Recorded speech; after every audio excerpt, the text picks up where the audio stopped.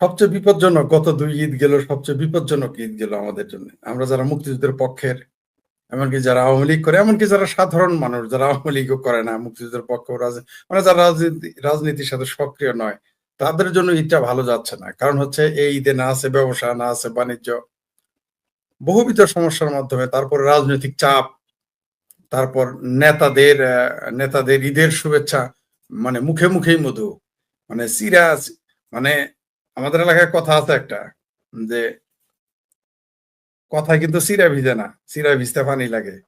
এরা মুখে মুখে দিতেছে, শুভেচ্ছা জানাইতেছে। বিশেষ করে যারা নেতা, আমার দেখলাম কোন কোন নেতার পক্ষেও আবার কেউ কেউ প্রচার চালাচ্ছে।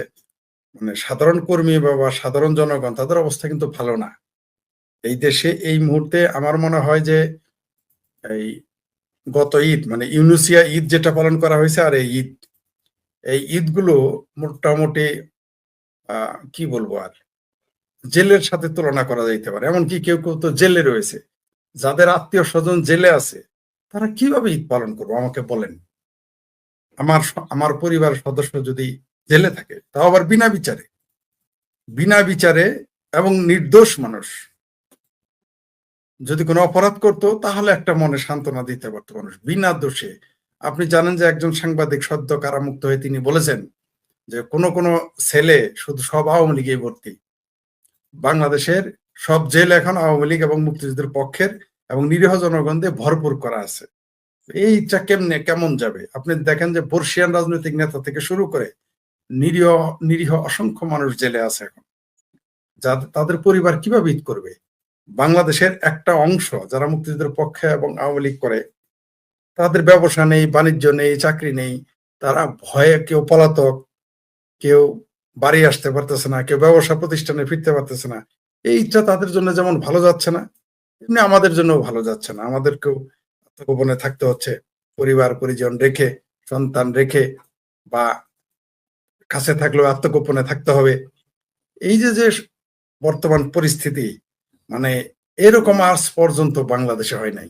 আমি বলছি না যে এর আগে কখনো রাজনৈতিক চাপ ছিল না, তাপ ছিল না, রাজনৈতিক নিপীড়ন ছিল না, তা বলছি না, কিন্তু এরকম পাইকারি হারে রাজনৈতিক নিপীড়ন, এবং সেটা রাষ্ট্র সরাসরি, মানে এমন না যে আগে তো স্বীকার করতো না সরকার, এরা ইচ্ছা করেই করে, মানে রাষ্ট্রও চাচ্ছে নিপীড়ন করার জন্য, সরকার চাচ্ছে, মানে রাষ্ট্রীয় মদতে, সরকারি মদদে নিপীড়ন পাইকারি হারে। এমনকি এখানে আপনি উকিল রাখতে পারবেন না, আপনি আপনার বিরুদ্ধে যদি কোনো মামলা হয় উকিল রাখতে পারবেন না। কোনো কারণে যদি উকিল থাকে এবং মুক্তি পান, আপনাকে সাথে সাথে আবার সেন অ্যারেস্টে দেখাই দিবে, জেল গেটে আবার আপনাকে নিয়ে নিবে। তো এই মুহূর্তে ঈদে আমরা কেমন করে ভালো থাকি বলেন? ভালো থাকার তো কথা না, কারণ আমরা মানুষ নিয়ে কথা বলি। সাধারণ মানুষ যদি ভালো না থাকে, আমরা তো এমনিই ভালো থাকবো না। তারপরে এখন নিজেরাও ভালো নেই। সব মিলে এই ঈদ আমাদের জন্য মানে বিপর্যয়কর একটা ঈদ। ওই যে নজরুলের সেই কবিতার মতো, যে রমজানের ওই রোজার শেষে আবার এসেছে ঈদ, রমজানের ওই রোজার শেষে এলো খুশির ঈদ আর নাই, ওই কিষানের ঘরে রমজানের শেষে কিষানের ঘরে আবার এসেছে ঈদ। সেই যে ব্রিটিশ আমলে কিষানীদের যে ঈদ আসলে তাদের জন্য ভয়ের কারণ হয়ে দাঁড়াতো, তাদের কষ্ট বেদনা দুঃখ আরো বেড়ে যেত। তো এইবারকার যে ঈদ, এই ২৬ সালের ঈদটাও যারা মুক্তিযুদ্ধের পক্ষে, যারা আওয়ামী লীগ করে বা আওয়ামী করোনার সমর্থক নেতা কর্মী সহ এই ধরনের মানুষদের এই ঈদটা হচ্ছে ওই যে সেই কৃষকের ঈদের মতো হয়ে গেছে, যে রমজানের ওই রোজার শেষে আবার কি রমজানের কিষানের ঘরে আবার এসেছে ঈদ। আমাদের জন্য এই ঈদটা বিপজ্জনক এই মুহূর্তে, কারণ আগামীকালও দেখবেন আওয়ামী লীগের এবং মুক্তিযুদ্ধের পক্ষের মানুষ ৯৫% ঈদের মাঠে যেতে পারবে না, গেলে অ্যারেস্ট হয়ে ভয়ে যাবে না। যারা আপোস করে অথবা চাঁদা দিয়ে, থানা এবং বিএনপি লোকদের কাছে চাঁদা দিয়ে, বখরা দিয়ে যারা হয়তো বাড়িতে আজকে যাবেন, তারাও কিন্তু ঈদের নামাজ পড়তে পারবে না, যাবেও না, কোলাকুলি করার সুযোগ তাদের থাকবে না। ভয়াবহ এই দেশটা এখন, পুরো দেশটাই এখন কারাগার হয়ে গেছে। আনিস আলমগীর বলছে যে যে মাদ্রাসা হয়ে গেছে কারাগারগুলো, পুরো দেশটাই এখন মাদ্রাসা আর কারাগারে পরিণত হয়ে গেছে পুরো দেশটাই। এবং সাধারণ মানুষ যারা যারা দেখেন এই মানুষগুলা তো একটা অপেক্ষা হচ্ছিল ইলেকশন পরে একটা পলিটিক্যাল গভর্নমেন্ট আসলে কত বছর চেঞ্জ হবে, কিন্তু মানুষ দেখতেছে এই ইউনুস গভর্নমেন্ট এক্সটেনশন, এটার কোনো বর্ধিতাংশ, এটার কোনো চেঞ্জ নেই। এবং ধরেন বীর মহাসচিব বলেই দিছে ঈদ উপলক্ষে পুলিশের ইনকামের জন্য বলেই দিছে এটা নিষিদ্ধ, নিষিদ্ধ থাকবে। মানে তুমি হ্যাঁ, পাও অ্যারেস্ট করো, টাকা বানাও। শুধু যে পুলিশের জন্য তা না, এটা তার দলীয় লোকদের জন্য একটা সিগন্যাল যে যারা আওয়ামী লীগ করে, যারা মুক্তিযুদ্ধের পক্ষে, তারা গেলে আটকাবা আর পয়সা নিবা। থানা, পুলিশ এবং রাজনৈতিক কর্মীরা বিএনপির, এরা মোটামুটি এই 17 বছরে যা কামাইতে পারে নাই, এই 1 বছরেই তা চেষ্টা করবে কভার করার জন্য। সেই ব্যবস্থা সরকার করে দিয়েছে, রাষ্ট্র করে দিয়েছে। অনেকেই কেউ কেউ ভেবেছিল, আমি ভেবেছিলাম যে অন্তত আপনার স্থানীয় নির্বাচনের পরে হয়তো আওয়ামী লীগের উপর থেকে নিষেধাজ্ঞা তুলে নেবে, এটা একটা আমার একটা প্রাথমিক অনুমান ছিল।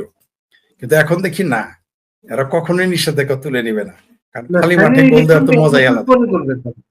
স্থানীয় ইলেকশনও 1 বছর পরে হবে, কিন্তু নভেম্বর কিন্তু ডিসেম্বরে। এক 1 বছর পরেও তারা আর করবে না। মির্জা ফখরুল সাহেব তো স্টেটমেন্ট পরিষ্কার দিয়েছেন বিএনপির পক্ষ থেকে, মানে বিএনপির দলের, তার বক্তব্য তো বিএনপির দলেরও বক্তব্য, সরকারেরও বক্তব্য, কারণ তিনি একই সাথে দলের মহাসচিব এবং তিনি সরকারের মন্ত্রী। তাহলে তার কথা সরকারের কথা, তার কথা তার দলের কথা, স্পষ্ট বলে দিয়েছেন আওয়ামী লীগের নিষেধাজ্ঞা ছিল, থাকবে।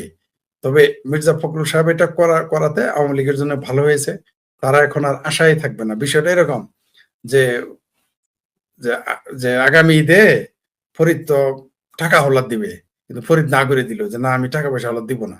সুতরাং এতে যে ঋণ নিবে তার জন্য ভালো হয়েছে, সে বিকল্প পথ বেছে নিবে, খুঁজে নেবে। আওয়ামী লীগের জন্য ভালো হয়েছে, দোটানার মধ্যে আর থাকলো না। আর আমরাও পরিষ্কার হয়ে গেলাম, আমরা যারা আলোচক সমালোচক, আমরা যারা চিন্তা করি, আমরা যারা দেশকে নিয়ে ভাবি, রাজনৈতিক দলের কথা ও কাজের সমালোচনা করি, আলোচনা করি, আমরাও পরিষ্কার হয়ে গেলাম যে বিএনপি এটা করবে না। অর্থাৎ বিএনপি, আপনি বললেন না বর্ধিত অংশ জামাতের এবং ইউনুসের সরকারের, আসলে আমি আরেকটু এগিয়ে নিতে চাই। আপনি তো শুনেছেন যে ওই যে গিদর ফারুকি নাকি সরোর ফারুকি বলেছে যে তারেক রহমানের মধ্যে তার পিতার ছাপ দেখতে পাচ্ছে, তিনি জিয়ার পথে এগোচ্ছেন। তো তিনি তো জিয়ার পথে যদি এগোতে থাকেন, তাহলে তার ইউনুসের না, তিনি তার পিতার পথেই হাঁটতেছেন। বাংলাদেশের মুক্তিযুদ্ধের পক্ষের শক্তিকে টুটি চেপে ধরবেন, রাজাকার আলবদরদের তিনি ছেড়ে দিবেন, মাঠে ছেড়ে দিবেন, খোলা মাঠে। সেটা তিনি করে যাচ্ছেন। এটা ইউনুসের বর্ধিত না, এটা তারেক রহমানের, তার পিতারই বর্ধিত অংশ। তার মধ্যে একটু বোনাস হিসেবে ইউনুসের ছোঁয়া তার গায়ে লেগে গেছে আর কি, চাচার ছোঁয়া তার গায়ে একটু লেগে গেছে। এটা ইউনুসের বর্ধিত বললে তাকে, তার অন্যায়টাকে, তার অবিচারটাকে কম, মানে তাকে একটু ছাড় দেওয়া হয়। আমার মনে হয় তা না, সে তার পিতার ডক্টর আদর্শে মির্জা চলতেছে। ফখরুলের বক্তব্যের অন্য ব্যাখ্যাও হচ্ছে, কিন্তু কেউ কেউ বলার চেষ্টা করছে যে উনি বলেছেন এর বাইরে যারা তারা কাজ করছে কাজ করুক, হ্যাঁ, এর বাইরে এরা তো হচ্ছে আওয়ামী লীগের বাইরে, সেটাই হয়। কিন্তু এই ব্যাখ্যাও দেওয়া হচ্ছে যে আওয়ামী লীগের যারা বাইরে আছে তারা থাক, দেশে যারা আছে এরা কাজ করতেছে, কাজ করুক। আপনি কি মনে না, হয় এই ব্যাখ্যাটা? এগুলো ব্যাখ্যা, এর মানে এই না। এর মানে মির্জা ফখরুল সাহেবের যে কথার ব্যাখ্যা, তিনি বলে দিয়েছেন আওয়ামী লীগ নিষিদ্ধ, তা আওয়ামী লীগ নিষিদ্ধ হলে কাজ করবে কে, দেশের বাইরে কি আর ভিতরে কি? অর্থাৎ আপনি বলে দিয়েছেন, ধরেন এখন বলে দিল যে ফজলুর বাড়ির ইউটিউব চ্যানেল নিষিদ্ধ, তার মানে এখানে কি সকল কার্যক্রমে নিষিদ্ধ, সেটা আপনার দর্শকরাও নিষিদ্ধ, আলোচকরাও নিষিদ্ধ, আপনিও নিষিদ্ধ হয়ে যাবেন। এর মানে তো এই না যে ফজলুর বাড়ি এখানে শুধু তাহলে ফরিদ আসবে না আর সবাই আসবে, তা তো বলে নাই। সরাসরি বলে দিয়েছে আওয়ামী লীগ নিষিদ্ধ ছিল, নিষিদ্ধ থাকবে। একটা রাজনৈতিক দল যখন নিষিদ্ধ থাকে, তখন তার সকল কার্যক্রম নিষিদ্ধ হয়ে যায় অটোমেটিক্যালি। এবং তিনি সেটা আবার প্রাউডলি বলেছেন। তিনি বলেন নাই, আমি বুঝতে পারলাম না, তিনি তো একটু কূটনৈতিক ভাষা ব্যবহার করতে পারতেন, তাতে মানে সাপও মারা যাইতো, লাঠিও ভাঙতো না। যেমন তিনি যদি বলতেন এটা আইন আদালতের বিষয়, তাহলেই কিন্তু আমরা এই সমালোচনা করার সুযোগ পেতাম না, তিনি কাজটাও করতে পারেন। অর্থাৎ শকুনে যখন মরা খায়, আমাদের আঞ্চলিক ভাষায় আছে শকুনে মরা খেলে পাখা আউল, মানে ঢেকে খায়। কিন্তু কিছু কিছু মানুষ শকুনের চেয়েও যারা খারাপ, তারা ঢেকে খান, এমনি খাওয়া শুরু করে। তো মির্জা ফখরুল সাহেব শকুনের কাছ থেকে বুদ্ধি নেন না যে ঢেকে ঢুকে খেতে হয়, তিনি প্রকাশ্য খাওয়া শুরু করেছেন মৃত সব দেহ। কিভাবে? তিনি যদি বলতেন এটা আদালতের ব্যাপার, এটা আদালতে তারা যাবে, গেলে বোঝা যাবে, আদালত সেটা দেখবে, তাহলে কিন্তু মির্জা ফখরুলের ঘাড়ে কোনো কাঁটা লাগতো না, রাজহাঁসের মতো তিনি ময়লার ভেতর থেকে বেরোয় যেতে পারতেন। কিন্তু এখন তিনি স্পষ্টই বলে দিয়েছেন যে নিষিদ্ধ থাকবে, অর্থাৎ তিনি আদালতের ঊর্ধ্বে হয়ে গেছেন, কোর্টের ঊর্ধ্বে গেছেন, সংবিধানের ঊর্ধ্বে গেছেন। এটা আদালতের বিষয়। মির্জা ফখরুল সাহেব কিভাবে বলেন নিষিদ্ধ আছে, নিষিদ্ধ থাকবে? এটা বলার কি তার অধিকার আছে? এটা কি কেউ বলতে পারে? এটা তো আইন আদালতের বিষয়। তার মানে বোঝা গেল সেই নির্বাহী আদেশ যে দিয়েছে তার সাথে তারা একমত। তারাও চাচ্ছে ইউনূসের মতো, তারাও চাচ্ছে জামাতের মতো, তারাও চাচ্ছে খালি মাঠে গোল দিবে ওই খালার স্বামী আর মায়ের স্বামী, এরাই মাঠে থাকবে, আর কেউ থাকবে না। বিষয়টা এরকম আর কি, মিলকে জুলকে আরে থাকবে, অর্থাৎ আওয়ামী লীগ ছাড়া সবাই থাকবে, শুধু আওয়ামী লীগ থাকবে না। কিন্তু অত্তনালী তো দেশের না, বাংলাদেশ আওয়ামী লীগ তো মির্জা ফখরুল সাহেবের দয়ার উপর নির্ভর করে না। মানে তিনি এই যে চখারা জাকারের সওয়ালের কথাই তো বাংলাদেশ আওয়ামী লীগ চলবে না। বাংলাদেশ আওয়ামী লীগ আইয়ুব খানের কথাই চলে নাই, টিক্কা খানের কথাই চলে নাই, বাংলাদেশ আওয়ামী লীগ ভুট্টোর কথাই চলে নাই, বাংলাদেশ আওয়ামী লীগ বুঝি চোখা রাজাকারের সওয়ালের কথাই চলবে। বাংলাদেশ আওয়ামী লীগ জানে তার কি করতে হবে। বরং তিনি এটা বলে তিনি তার নিজের দলের জন্য অদূর ভবিষ্যতে তার দলের জন্য বিপদ ডেকে আনলেন, এটা আমি নিশ্চিত। তিনি হয়তো তার বয়স বেশি, তিনি হয়তো মারা যাবেন, দেখে যেতে পারবেন কিনা জানি না, আমি দোয়া করি তিনি একটু বেঁচে থাকেন, তার আয়ু দীর্ঘ হোক। তিনি তার কথার এই যে কথাটা তিনি বললেন তার প্রতিক্রিয়া কি হয় সেটা একটু তিনি দেখে তার এটা বিএনপির জন্য বুমেরাং হয়ে যাবে। এই এই এই মির্জা সাহেবের বক্তব্যের উপরে ভিত্তি করে একদিন আওয়ামী লীগের নেতারা এই বক্তব্যটাই হুবহু দিবে যে বিএনপি নিষিদ্ধ আছে এবং থাকবে। তখন মির্জা ফখরুল সাহেবরা কি জবাব দিবেন যদি বেঁচে থাকেন, সেটা যদি একটু দেখার সৌভাগ্য হয়, নিজেকে সৌভাগ্যবান মনে করতাম। আমি দেখতাম যে তখন কি বলে। আমি দোয়া করি মির্জা ফখরুল সাহেব তিনি আরো আয়ু, তার নাকি এখন 80-র কাছাকাছি, আমি দোয়া করি তিনি 85 বছর পর্যন্ত বাঁচেন। কারণ বিএনপি যতই সুদূর বুদুর করুক 5 বছরের উপরে তো আর থাকতে পারবে না। যতই ষড়যন্ত্র করুক, যতই চাপাচাপি করুক, মানে 5 বছর তো লাস্ট মার্জিন, তার আগেই চলে যাবে। 3 বছরের মাথায় এই সরকার উষ্টা খেয়ে পড়ে যাবে, নিজেও জানবে না। তখন দেখবেন এই বিএনপি নিষিদ্ধ হয়ে যাবে, ছাত্র দল নিষিদ্ধ হয়ে যাবে, যেটা আওয়ামী লীগের জন্য কঠিন হয়ে যেত যদি ভবিষ্যতে তাদের প্ল্যান থাকে বিএনপি নিষিদ্ধ করার, তার জন্য একটু চাপে পড়তো। মির্জা ফখরুলের এই কথায় এই চাপটা আর থাকলো না। আর ঈদ যেটা বললেন যে ঈদের চলতেছে, ঈদ আগামীতে ভবিষ্যতে বিএনপি যারা করে তাদের ঈদটা ওই যে আজকে যারা আওয়ামী লীগ, ঈদটা তাদের মতোই হবে। মানে বাংলাদেশে আগামীতে আর রাজনীতি তো দূরের কথা, আপনি ধর্মীয় উৎসব, আসলে ইসলাম ধর্মে তো উৎসব হয় না, ইসলাম ধর্ম সব ধর্মীয় কোনো কাজও আপনি আর করতে পারবেন না, রাজনীতি তো করতেই পারবেন না।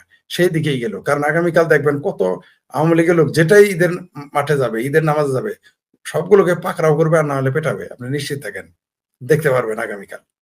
আর এই তালেই তারা আছে। আর তারপরেও যারা বউ বাচ্চা আত্মীয় স্বজন মা বাবাকে দেখতে গেছে, সন্তানকে দেখতে গেছে হয়তো 2-1 দিনের জন্য, তারা হয়তো টাকার বিনিময়ে গেছে, 2-3 দিন পরে আবার চলে আসতে হবে। এই যে বাংলাদেশের ডিভাইডেড শুরু হয়ে গেল রাজনীতিতে, আমি যখন থাকবো তখন ফজলুর বাড়ি থাকবে না, ফজলুর বাড়ি যখন থাকবে আমি থাকবো না। তার মানে কি এই দেশটা অর্থনৈতিক ভাবে রাজনৈতিক ভাবে ভঙ্গুর হয়ে যাবে।